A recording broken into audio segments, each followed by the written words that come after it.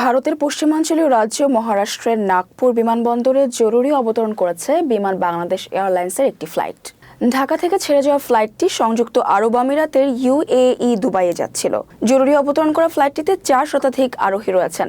বৃহস্পতিবার নাগপুর আন্তর্জাতিক বিমানবন্দর কর্তৃপক্ষ নিশ্চিত করেছে যে প্রযুক্তিগত ত্রুটির কারণে বিমান বাংলাদেশ এয়ারলাইন্সের ওই ফ্লাইট বিমানবন্দরে জরুরি অবতরণ করতে বাধ্য হয়। নাগপুর বিমানবন্দরের সিনিয়র কর্মকর্তা আবিদ রুহি জানান, ঢাকা থেকে দুবাই যাওয়ার পথে 396 জন যাত্রী এবং 12 জন ক্রু সদস্য নিয়ে বিমানটি মাঝ আকাশে একটি প্রযুক্তিগত সমস্যার সম্মুখীন হয়। এতে করে গতিমুখ পরিবর্তন করে বুধবার মধ্যরাতে নাগপুরে নিরাপদে জরুরি অবতরণ করে বিমানটি।